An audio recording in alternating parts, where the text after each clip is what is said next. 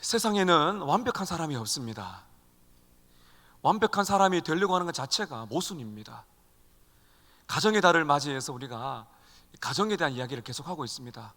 부모님, 또 자녀, 부부. 완벽한 부모, 완벽한 자녀, 완벽한 남편과 아내는 이 세상에 없습니다. 성경은 말하기를 우리 모두는 죄인입니다. 부족합니다. 그래서 하나님의 은혜가 필요한 사람입니다. 가정의 달을 맞이해서 제가 자녀의 도리, 부모의 도리, 또 부부의 도리, 이 이야기를 하면 적지 않게 실망하시는 분이 계세요. 자신의 한계를 느끼면서 나는 이렇게 못 사는데, 우리 부모님, 우리 자녀는 이렇게 못 사는데 실망하고 좌절할 수가 있습니다.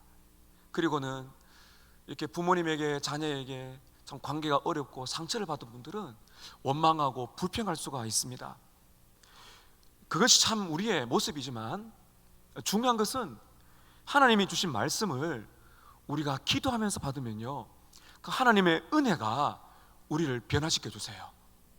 복음의 능력이, 예수님이 죽으시고 부활하셔서 우리에게 새로운 삶을 주신 그 복음의 능력이 얼마든지 우리를 변화시킬 수가 있다는 것을 우리는 소망으로 삼아야 됩니다.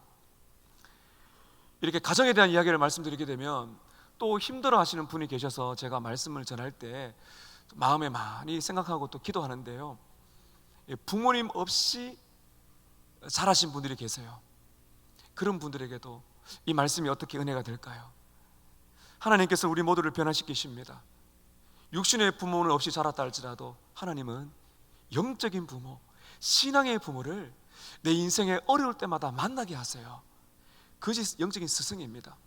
그래서 오늘 이 말씀은요, 우리의 인생 속에 참 가정 때문에, 때로는 부모님, 자녀 때문에 상처를 받고 어려워도 우리가 하나님의 은혜를 구하고 기도한다면 내가 좋은 부모가 될 수가 있고요, 내가 좋은 자녀가 될 수가 있고요, 또 비록 내가 부모 또는 자녀 때문에 상처를 받고 부모님 없이 자라온 인생이라 할지라도 영적인 부모를 만날 수도 있고 영적인 부모가 될 수 있는 큰 은혜가 우리에게 있다는 것입니다. 오늘 주시는 말씀을 통해서 우리를 경건한 가정, 경건한 부모, 경건한 영적인 부모가 되게 하시기를 주님의 이름으로 축복합니다.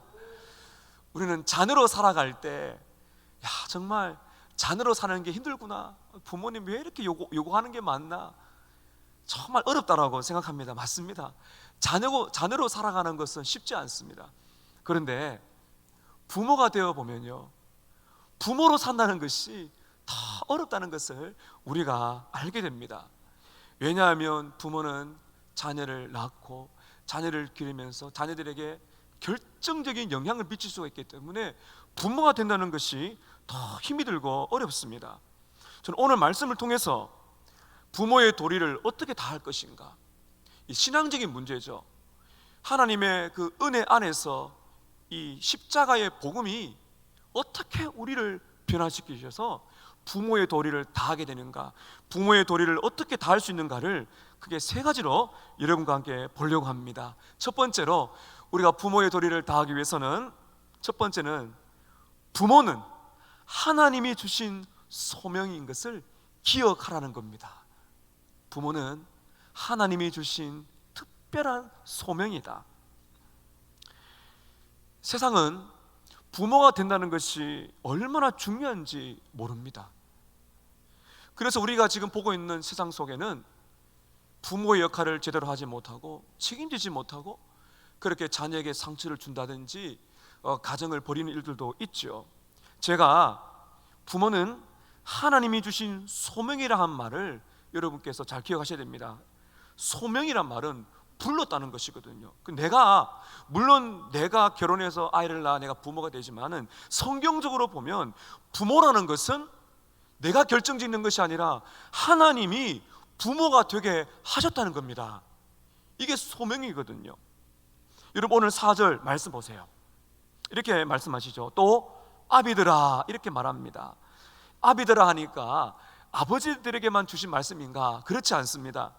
1절에 보시게 되면 자녀들아 주 안에서 너희 부모에게 순종하라. 이 부모라고 나와 있고 2절에 보게 되면 내 아버지와 어머니를 공경하라. 부모는 아버지와 어머니 구체적으로 말하고 있고요.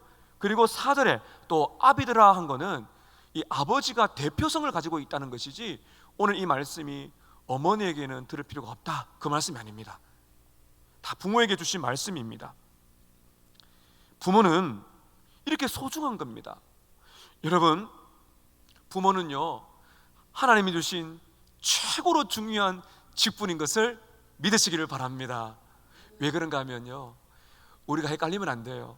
교회에 목사라는 직분, 장로님이라는 직분, 안주 집사님, 권사님, 집사님, 자, 직분은 너무나 귀하고 사모해야 됩니다. 근데 이 모든 직분들보다 제일 중요한 직분이 무엇인가?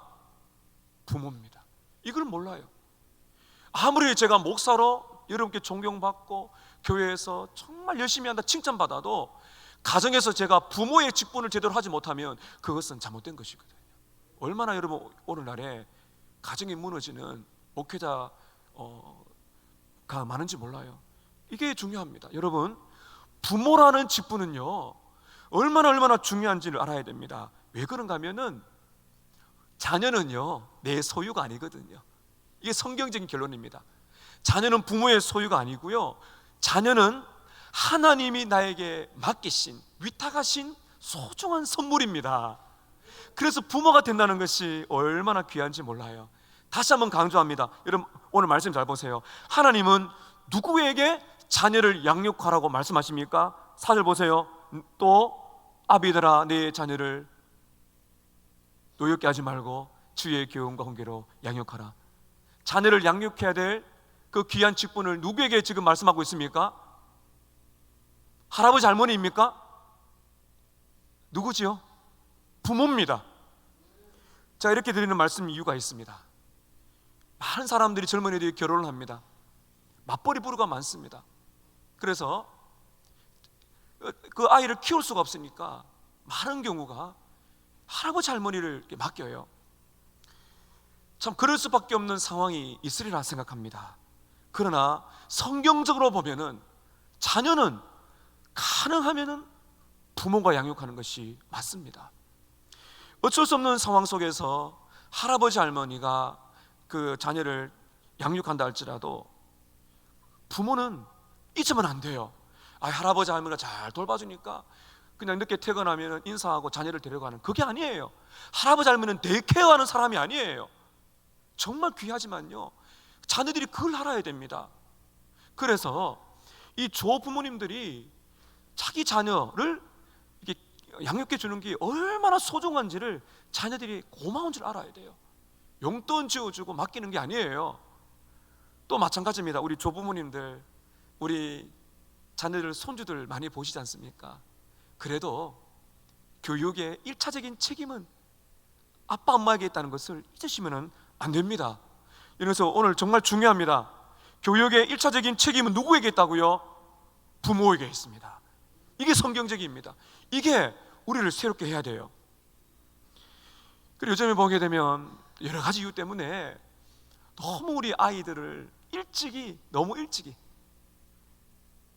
어린이집에 맡깁니다.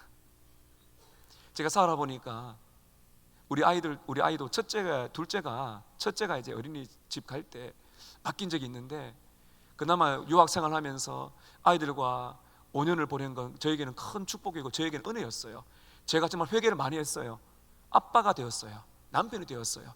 근데 어릴 때 잠깐이지만은 너무 일찍 떼어준 것이 그렇게 부모의 마음에 미안하고 아파요. 가능하면은 어릴 때는요 아빠 엄마의 따뜻한 심장 소리를 듣게 자라야 됩니다. 근데 너무 빨리 그렇게 떼어놓는 경향이 많다는 것이 너무너무 마음이 아픕니다. 육아가 어렵죠. 결혼, 출산, 육아, 이 세 가지는요 정말 어려운 인생의 힘든 부분이 맞습니다. 육아에 지친 어머니들이 이런 말씀을 많이 하지 않습니까?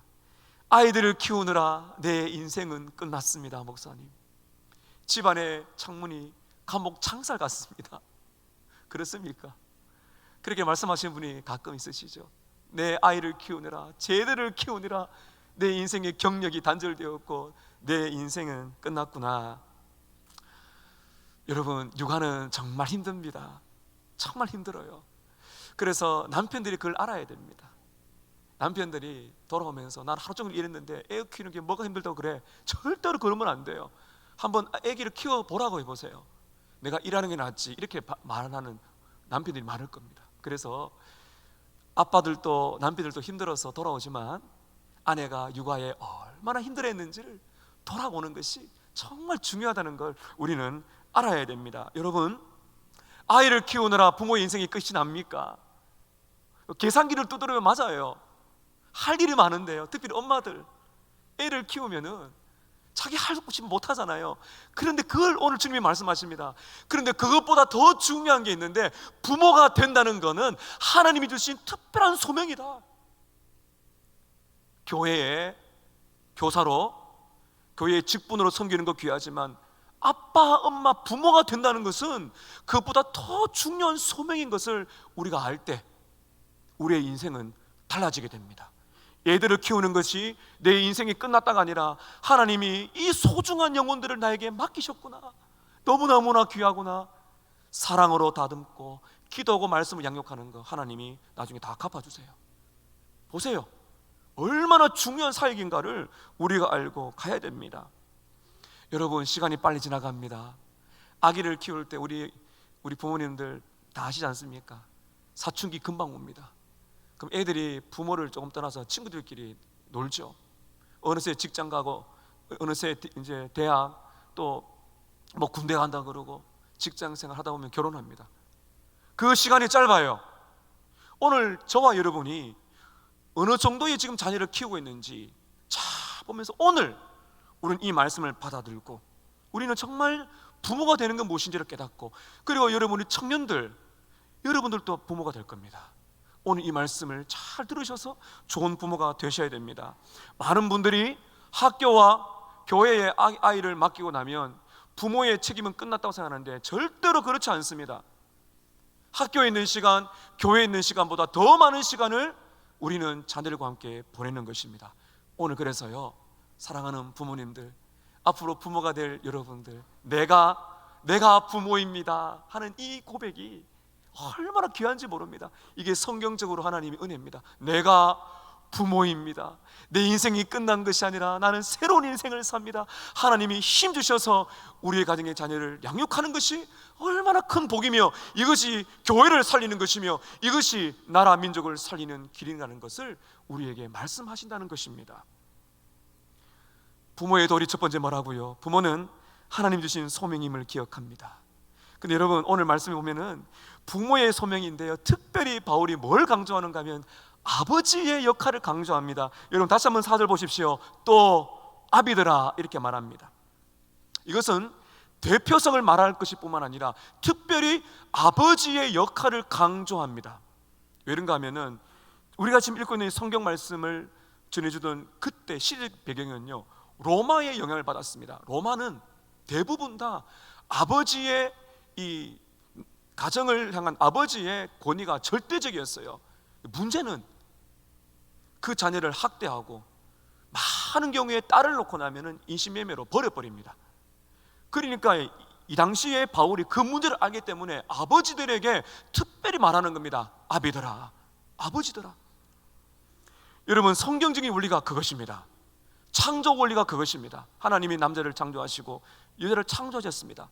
여기엔 차별이 아니라 하나님의 리더십의 차이만 있을 뿐이지 같은 부모의 역할이지만은 뭐가 다른가 하면은 아버지는 가장입니다. 가장으로 멋대로 하는 가장이 아니라 정말 이 가정을 책임져야 될 귀중한 역할을 하는 것이죠. 아버지들이 가장 큰 책임을 져야 됩니다. 그리고 어머니들은요, 창세기 2장 20절에 보면 아내는 남편의 돕는 배필이다, 헬퍼다. 다시 말하면 아내가 없으면 남편은 역할을 못한다는 거죠. 절대적인 존재예요. 아버지가 가정의 일들을, 가정의 자녀들의 교육이나 자녀들이 살아가는 모든 일에 관심을 둬야 됩니다. 아버지가 가장 큰 책임을 둬야 됩니다. 어머니는 함께 도와가면서 원팀, 팀워크를 발휘해야 되는 것이죠. 이게 성경적인 것입니다. 사랑하는 서머나 가족 여러분, 우리 아버지들 참 일터에서 많이 고생하시죠. 아침 일찍 나가셔서 밤늦게까지 아버지들에게 주의 예수님 이름으로 위로와 축복의 말씀을 전합니다. 하나님이 새 힘을 주시기를 축복합니다. 그런데 아버지들, 저와 포함 우리 아버지들은 더 큰 책임감이 있다는 것을 우리는 알아야 됩니다. 아이들이 어릴 때요, 특별히 아버지와의 그런 시간을 많이 보낸 아이들이 건강하다는 과학적인 증거가 많습니다. 남자의 결단이라는 책이 있는데요, 이 책을 가지고 2019년도 하반기 때 우리 남성 훈련을 제가 약 20여 분과 함께 20대 후반부터 60대까지 모이셔서 이 책으로 훈련을 한 적이 있는데, 이 남자의 결단이라는 이 책에 보게 되면 저자가 충격적인 이야기를 남깁니다. 아이의 마음속에는 아버지만이 채워줄 수 있는 공간이 있다고 합니다. 그리고는 미국의 조사 결과인데요, 아마 이것도 우리나라와 별반 다르지 않을 거예요. 미국에서 조사한 결과를 이렇게 말합니다. 아마 여러분 충격받으실 겁니다. 전과범, 마약 중독, 가출 청소년, 강간범, 청소년 자살에는 공통점이 있는데 그들 대부분이 아버지 없는 집에서 자랐다는 것입니다. 아버지의 사랑을 받지 못한 아이는 범죄를 저지를 확률이 보통 아이보다 20배나 높습니다. 아버지의 부재는 자녀의 육체적 건강에도 악영향을 미칩니다. 아버지 없이 자란 아이는 천식, 두통, 근심, 우울증, 행동장애에 걸릴 확률이 보통 아이들보다 더 높습니다. 자녀 양육은 부모의 공통적인 책임이지만은 성경적으로 보면 아버지의 역할이 더 중요하다. 왜냐하면 가장이기 때문입니다. 영적인 리더이기 때문에. 그래서 오늘 아버지 여러분, 우리는 이 아버지라는 소명이 얼마나 귀한지를 알아야 돼요. 그래서 우리는 이렇게 말할 수 있어야 됩니다. 내가 아버지입니다. 내가 가정을 책임지겠습니다. 내가 가정의 양육과 내가 자녀들의 영적인 육적인 안전을 아버지가 책임지겠습니다. 제가 아버지입니다. 이것이 얼마나 놀라운 결단인지 몰라요. 하나님이 은혜를 주셔서 우리 부모님들에게, 특별히 아버지들에게 이 소명을 잘 감당할 수 있는 은혜 주시기를 축복합니다. 두 번째입니다. 오늘 두 번째 부모의 도리 두 번째는, 부모는 자녀를 대할 때 금지사항에 주의해야 된다는 것입니다. 금지사항이 있다는 거예요. 이 금지사항에 주의하라. 무엇이 금지사항인가 하면 여러분 4절 보시길 바랍니다. 또 아비들아, 너희 자녀를 어떻게 하지 말라고요? 노엽게 하지 말라. 부모의 도리, 부모는 자녀를 노엽게, 화나게 해서는 안 된다. 자녀가 부모로 인하여 상처를 받을 수 있는 것이 부모의 분노 때문이라 말하는 것입니다. 이게 얼마나 중요한가 성경에 특별히 말씀하고 있죠. 부모는 자녀를 대할 때 금지사항이 무엇입니까? 자녀를 화나게 하지 마라. 자녀를 분노시키지 마라. 여러분, 그렇다면 우리 자녀들은 언제 분노하게 될까요? 많은 이유가 있지만 제가 4가지를 한번 간추려 봤습니다.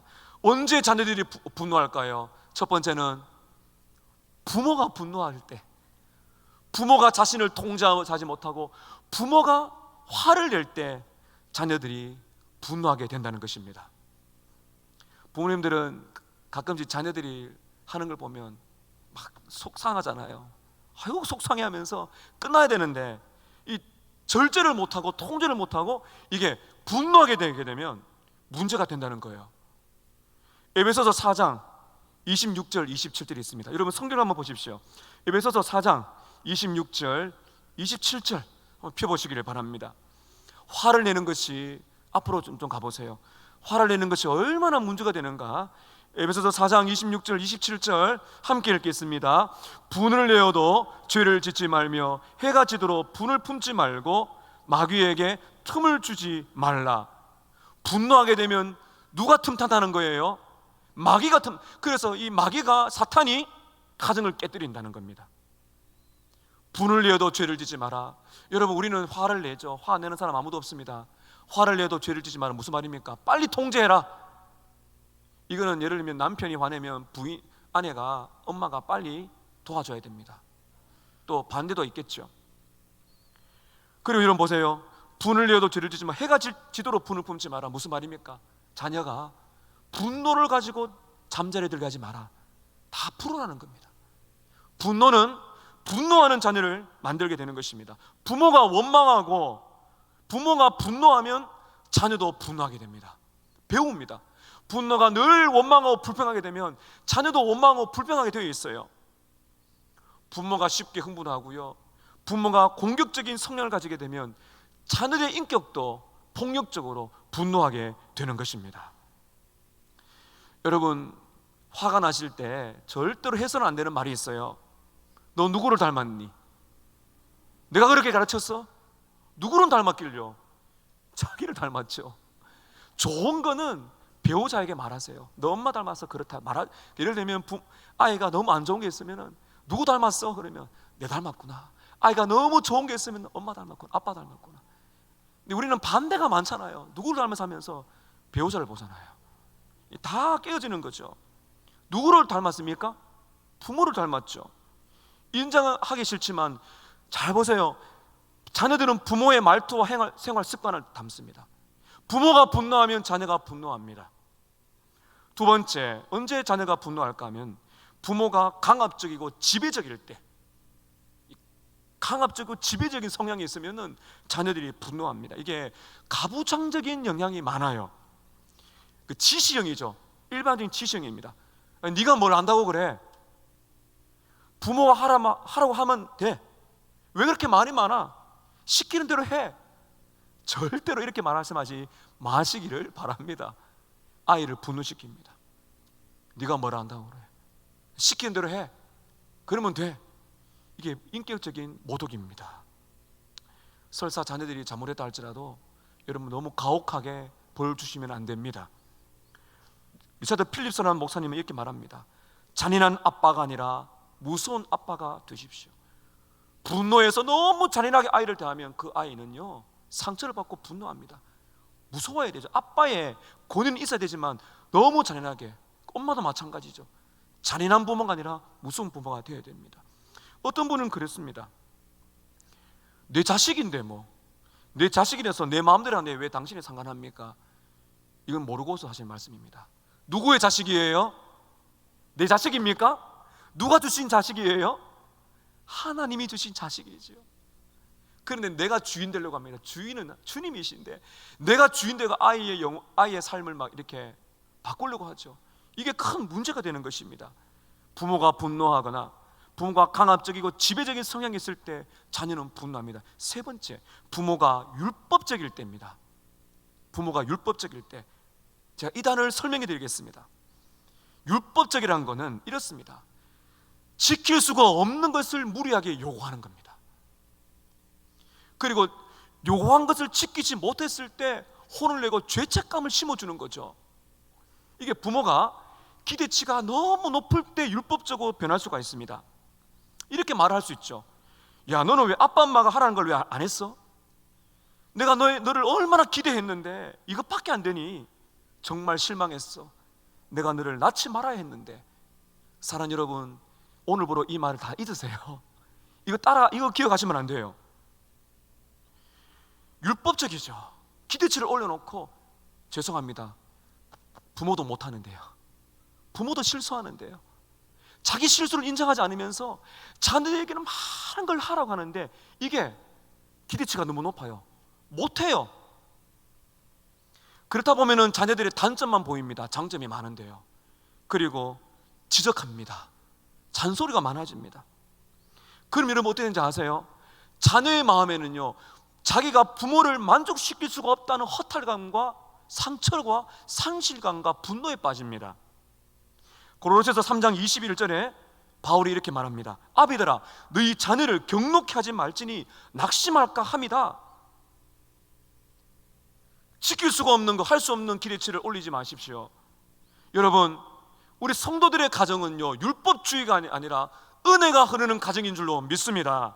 무슨 말입니까?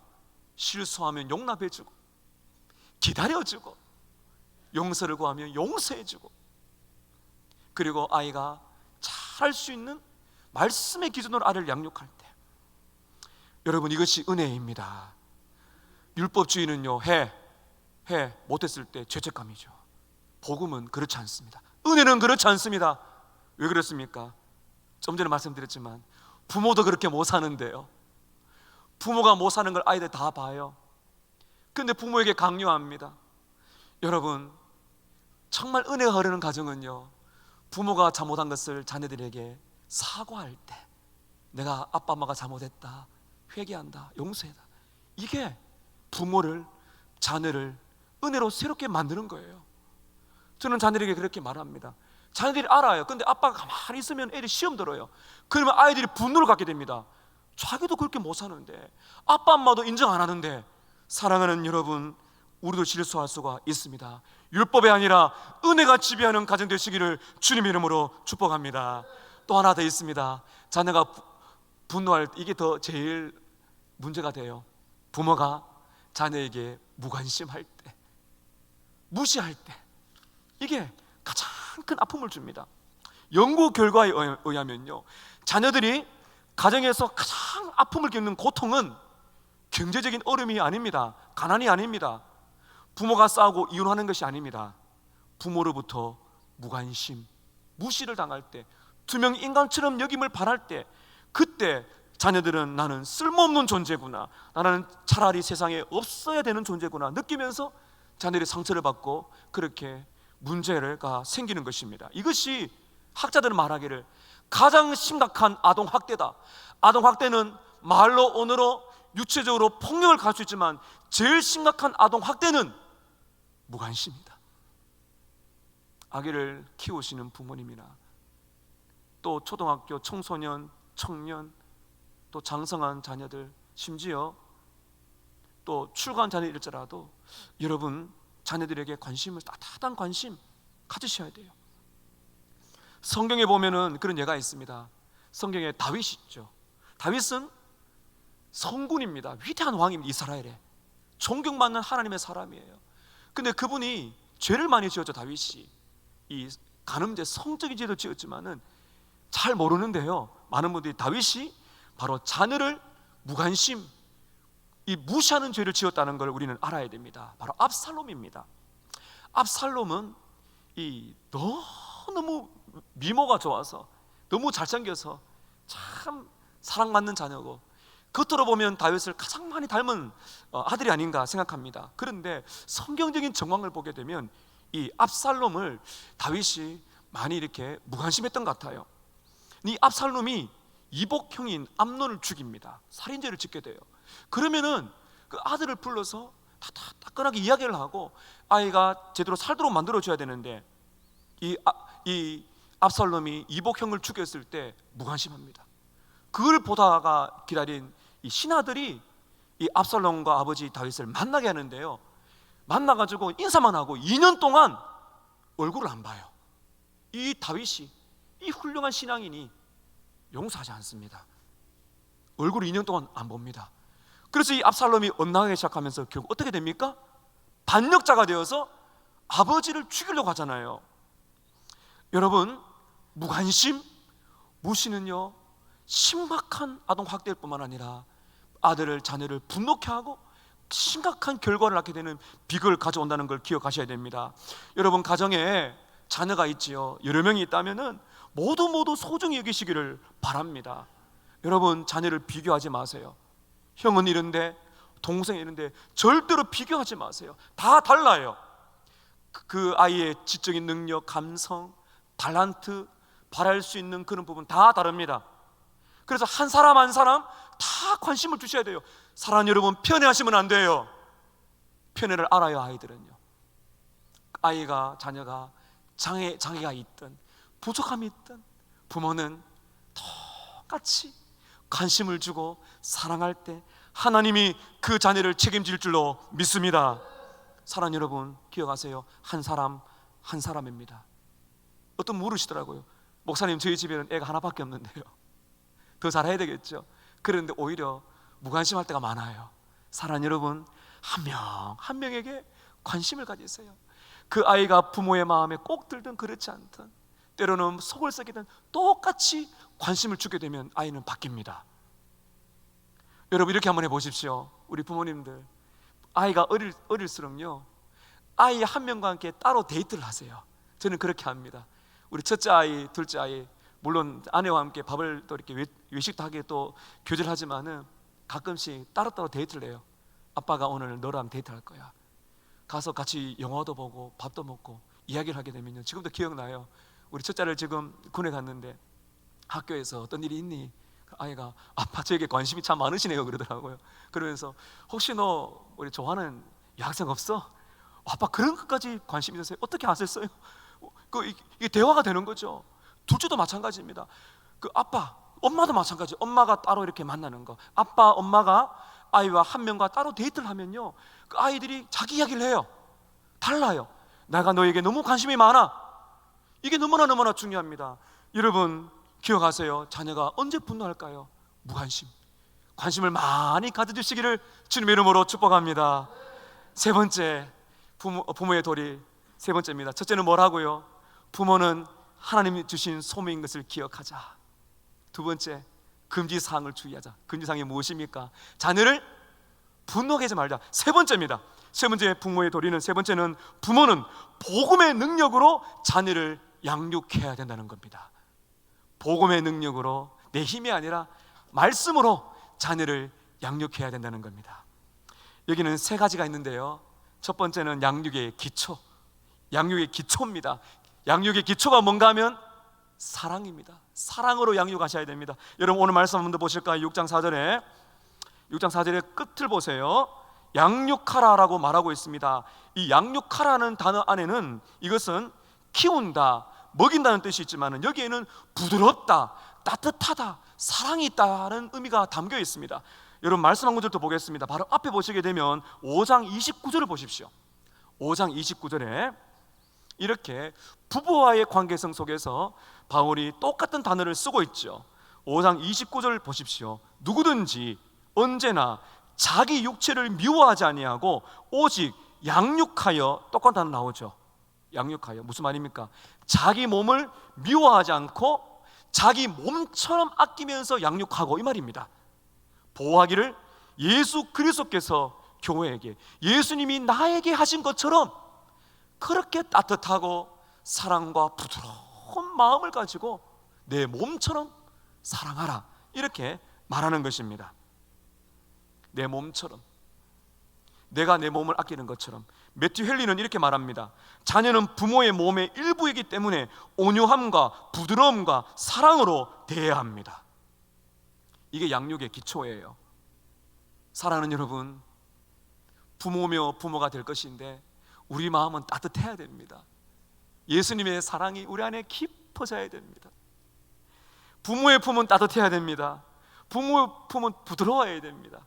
가난하기 때 아빠 엄마가 아기를 안으면 얼마나 이렇게 따뜻합니까? 그걸 기억하세요. 아이가 자랄 때 허그를 자주 해주세요. 저는 좀 이렇게 자주 하면 애가 아빠 왜 그래요? 막 징그러워요 그랬는데, 참 애가 자라면 자랄수록 앉는 게 힘들어지더라고요. 근데 자주 합니다. 그리고 자녀가 이렇게 커서 출가할 때라도 자녀를 보면은 이렇게 따뜻한 품을 그립도록 만들어 주셔야 돼요. 지금 제가 기억나는데, 초등학교 5학년 때로 기억납니다. 저희 집이 이제 시장 근처에 있었는데, 시장을 벗어난 골목에서 이제 친구들과 좀 이렇게 좀 말다툼이 있었어요. 아이들이 저를 많이 이렇게 좀 뭐라 그럴까요? 비난을 했는 것 같아요. 지금 기억으로는 저에게 좀 안 좋은 소리 했는 것 같아요. 마음이 너무 섭섭하더라고요. 막 씩씩거리고 있는데, 그때 마침 어머니가 이제 시장에서 장을 보시고 장바구니를 들고 제 앞으로 쭉 골목길을 걸어오시는 겁니다. 제가 그 어머니의 모습을 보는 순간에 눈물이 뚝뚝 흘리면서, 드디어 내 마음을 아시는 어머니가 왔다 해가지고 달려가서 이제 어머니를 안았는데, 제가 키가 작잖아요. 그래서 어머니의 치마를 이렇게 다 안았어요. 기억 남는 거는 어머니가 아무 말도 안 하시고 두 팔을 벌려가지고 저를 이렇게 꼭 안으셨어요. 제 어머님 설교를 들으실 텐데 아마 기억 안 나실 거예요. 제가 그 장면 기억납니다. 거기서 제가 이렇게 막 울었거든요. 어머니는 그냥 가만히, 그게 기억나요. 근데 그게 저를 변화시키잖아요. 그게 제가 아내를 이렇게 안을 때도, 자녀를 안을 때도 따뜻한 그 어머니의 품이 생각나는 거죠. 바로 그거구나. 그 어머니의 품은 아버지의 품, 다른 사람들이 다 몰라줘도 그 부모가 안아주며 따뜻한 품. 양육의 기초는 마음입니다. 부드럽고 따뜻한 마음, 부모의 그 품. 또 하나, 복음의 능력으로 자녀를 양육할 때 양육의 기초뿐만 아니라 양육의 내용입니다. 그럼 사랑으로 어떤 것을 우리가 양육해야 됩니까? 주님의 교훈과 훈계입니다. 여러분 4절 끝을 보세요. 오직 주의 교훈과 훈계로 양육하라. 양육의 내용, 양육의 도구죠. 교훈이란 것은 훈련입니다. 훈련을 시켜야 됩니다. 이 교훈이라는 내용 속에는 이 체벌, 적절한 벌을 포함한 이 체계적인 교육 행위를 말하는 거죠. 그 내용이 있어야 되죠. 가르칠 내용이 있어야 되는 것입니다. 잠언 22장 6절에 이렇게 말합니다. 마땅히 행할 길을 아이에게 가르치라. 이게 훈련시키라 이 말입니다. 마땅히 행할 길을 아이에게 가르치라, 훈련시키라. 그리하면 늙어도 그것을 떠나지 아니하리라. 정말 중요한 때가 있어요. 그때 세상의 가치가 아니라 성경의 말씀, 하나님의 말씀으로 이게 아이의 영혼을 변화시켜야 됩니다. 빠르면 빠를수록 좋습니다.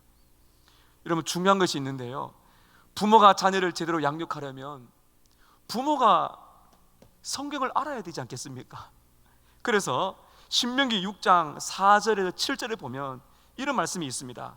신명기 6장 4절 이하의 말씀에 이스라엘아 들으라. 우리 하나님 여호와는 오직 하나인 여호와시니 너는 마음을 다하고 성품을 다하고 힘을 다하여 내 하나님 여호와를 사랑하라. 오늘날 내가 너에게 부모에게 명하는 이 말씀은 너는 부모는 마음에 새기고 그 다음에 너의 자녀에게 부지런히 가르치라. 건너뛰지 말라는 겁니다. 하나님의 이 귀한 말씀을 건너뛰지 말고 부모인 내가 먼저 말씀에 새겨라. 마음에 두라. 말씀의 영향을 받아 인격의 변화가 되라. 부모는 가르쳐야 되죠. 말씀을. 최고의 가르침이 뭔지 아십니까? 삶으로 모범을 보이는 겁니다. 모델이 되는 거죠. 멘토가 되는 거죠. 본보기가 되어줘야 되죠. 부모가 성경을 읽지 않는데 자녀에게 성경을 읽으라고 말할 수가 있겠습니까? 부모가 예배를 정말 마음을 다해 안 드리는데 자녀에게 예배를 드리라고 말할 수가 있겠습니까? 부모는 시간 있으면 성경책보다도 TV 보기에 바쁜다면 자녀가 어떻게 성경을 가까이 할 수가 있겠습니까? 부모가 좋지 않은 중독에 빠져서 그렇게 헤맨다면 자녀가 어떻게 중독에 걸리지 않는다고 말할 수가 있겠습니까? 여러분 반대로 생각해 보세요. 부모가 어렵고 힘들어도 기쁨으로 살아갈 때 자녀가 뭘 배울까요? 분명히 우리 집은 지금 가난하고 어렵고 고난이 많고 자녀가 그래 말해요.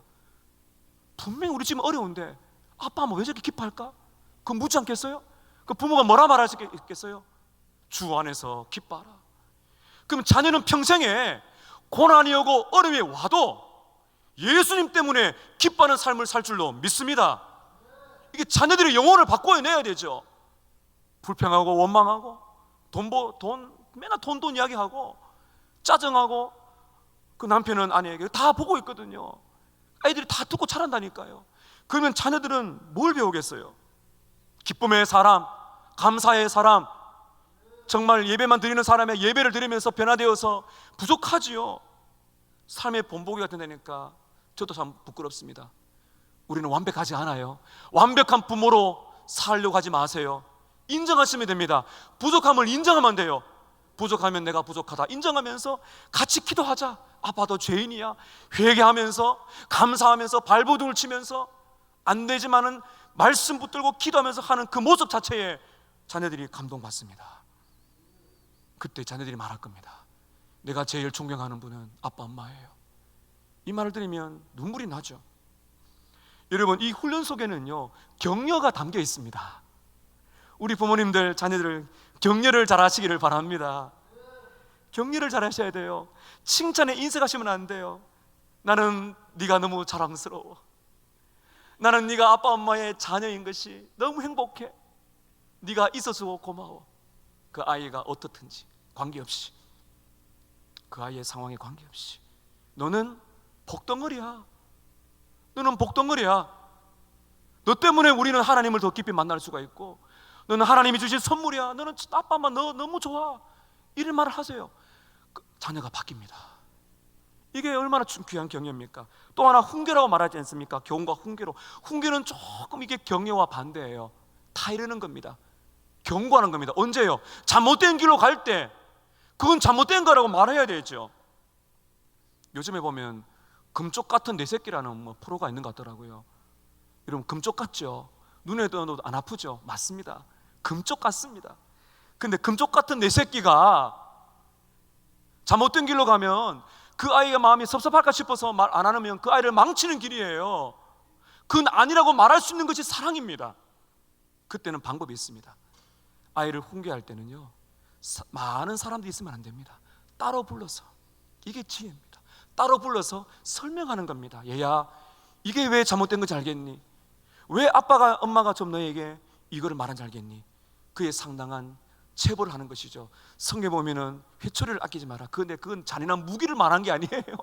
무기를 들고 흥분하면서 아이를 잔인하게 때리는 것이 아니에요.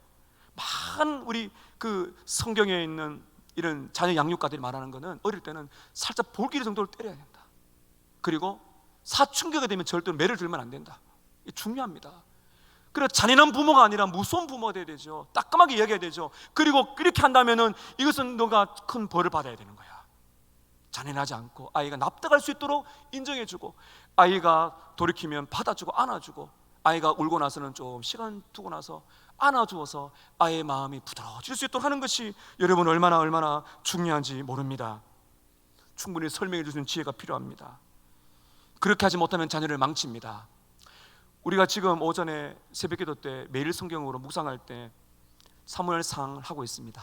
사무엘상에 보면은 이스라엘의 제사장 엘리가 나오는데, 엘리의 두 아들 비나스와 홈니가 큰 죄를 짓습니다.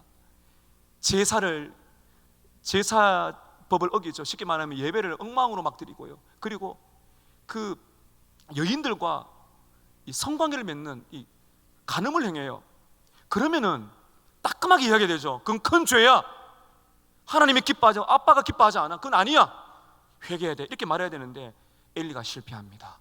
사무엘상 3장 13절에 보면 성경이 이렇게 기록하고 있습니다.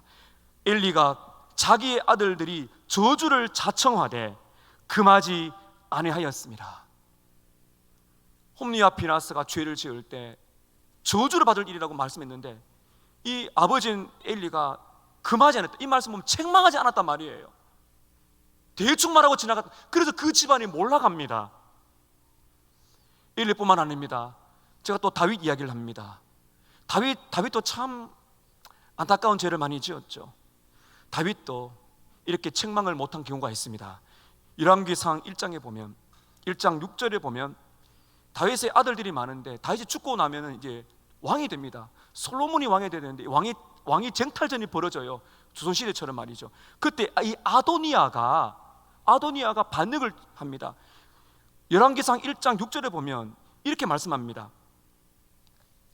그의 아버지 다윗이 어찌하여 그리하였느냐 하는 말로, 어찌하여 그리하였느냐 하는 말로 한 번도 그 아들 아도니아를 섭섭하게 한 일이 없었더라. 다윗이 실수해요. 아도니아가 잘못했을 때 아들이 섭섭해도 말을 해야 되는데 한 번도 섭섭하게 한 일이 없더라. 그렇게 아꼈는지 모르겠어요. 결국에는 왕자끼리 싸우게 되는 피바람이 일어나게 되는 것입니다. 사랑하는 성도 여러분, 양육의 기초는 사랑이고 양육의 내용의 도구는 훈계와 교육과 훈계입니다. 잘하는 것은 칭찬하고 아닌 것은 아니라 말할 수 있는, 그리고 바른 삶의 본보기로서 자녀를 양육하시기를 축복합니다. 하나 더 마칩니다. 양육의 목적입니다. 양육의 기초는 사랑이요, 따뜻한 품이요, 부드러움이요.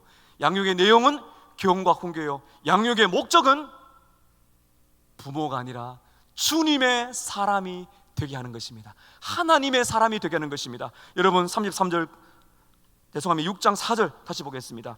우리 한번 읽을까요? 6장 4절입니다. 시작. 또 아비들아, 너희 자녀를 노엽게 하지 말고 오직 주의 교훈과 훈계로 양육하라. 여러분 6장 4절 끝에 보면 누구의 교훈과 훈계로 양육하라고요? 주님의 교훈과 훈계. 이게 중요합니다. 이 주님의 교훈과 훈계라는 것은 두 가지를 말하는데, 하나는 주님께서 교훈하시고 책망하시는 것처럼 하라. 예수님이 하는 것처럼. 이게 무슨 말인가 하면, 우리 부모님은 예수님의 대리자, 하나님의 대리자라는 거예요. 그만큼 중요하다는 겁니다. 주님을 대신한 대리자로서 이러한 권위를 가지고 주님이 하시는 것처럼 하라, 이 말입니다. 또 하나, 주의 교훈과 훈계라는 것은 바로 이것입니다. 자녀를 자녀로 주님의 사람이 되게 만들어라. 왜냐하면 내 말이 아니라 주님의 교훈이기 때문에 그렇습니다. 양육의 목적이 뭐라고요? 내 사람이 아니라 주님의 사람으로 만드는 것이, 왜냐하면 주님의 교훈과 훈계인 것입니다. 여러분, 제가 말씀드렸지만은 우리 부모님들이 조심하셔야 됩니다. 자녀는 부모의 기대를 채워주는 도구가 아닙니다. 내가 못다 이룬 꿈, 자녀를 통해 성취하는 그런 도구가 아닙니다. 부모는 자녀를 양육하는 것이 내 소유며 내가 원하는 모습으로 깎아 만드는 그런 조각품이 아닙니다. 자녀는 하나님이 맡기신 소중한 영혼인 줄로 믿습니다. 그래서 여러분, 부모가 양육의 최고의 목적이 뭐예요? 양육하는 목적이 있지 않습니까? 자녀가 잘 되기를 바라죠. 교육을 잘 시켜서 좋은 인격자가 되고, 그리고 아이의 미래에 복을 축복하여서 그런 학업이나 직장이나 또는 부족해도 여러 가지 달란트를 사용해서 참 사회에 충한 인물이 되고 결혼도 복되기를 원하는 것, 다 우리 부모의 마음입니다. 그런데 이것으로 그치는 것이 아니라 주님의 교훈과 훈계라는 것은, 주님의 교훈과 훈계란 무슨 말입니까? 자녀 양육의 최고의 목적은 바로 주님이신 예수님을 만나게 하는 것인 줄로 믿습니다. 예수를 만나게 하세요. 복음을 전하세요. 그 자녀의 영혼을 위해서 기도하세요. 가능하면 일찍이 예수를 믿게 해달라고. 지금 그렇지 못하다면, 장성에도 예수를 믿지 못한다면 우리 부모님들 기도하시기 바랍니다. 주의 교훈과 양육을 받아 주님의 말씀을 통해서 예수님을 만나고 예수님을 알아가는 주님의 사람이 되게 하고, 그가 바로 예수님을 닮도록 만들어주는 것이 바로 부모 양육의 최고의 목적입니다. 여러분의 기대치에 좀 부족하고 연봉이 부족해도 실망하지 마십시오. 그가 예수를 진짜 믿고 하나님의 자녀로 살아간다면 축복하시기를 바랍니다. 그게 우리를 사는 길이고 자녀를 살리는 길입니다. 사랑하는 여러분, 시기가 중요합니다. 자녀들 빨리 큽니다. 우리 많은 부모님들 벌써 손주 보시는 분도 계시지 않습니까? 가정을 이루어 부모를 곁을 떠날 때까지 많이 힘이 들고 장거리 경주 같고, 아이고 언제까지 해야 되나 싶어도요, 생각보다 빨리 자녀들이 자랍니다. 여러분, 그렇기 때문에 오늘 지금 자녀가 어떠한 장성한 시기에 있다 할지라도 오늘 후회하지 않고 기도하고 축복하며 사랑하시기를 주의 이름으로 축복합니다. 사랑하는 여러분, 오늘 스승의 날인데요, 우리 스승은 또 어떤 분들입니까? 여러분, 우리는 육신으로 자녀를 낳는 육신의 부모는 있지만요, 교회에는 어떤 분들이 많습니까? 영적인 부모들이 많습니다. 우리가 육신으로 낳지 않아도 신앙으로, 마음으로 낳는 자녀들이 많습니다. 우리 어르신들, 여러분들을 통해서 우리 주일학교 교사를 통해서 여러분을 통해 우리 주일학교 아이들이 영적인 부모를 만나시기를 축복합니다. 아이들이요, 상처를 많이 받아요. 세상에서 상처받고 아파하는 아이들이 우리 주일학교 많아요. 그리고 신앙의 교육을 제대로 받지 못한 아이들도 많습니다.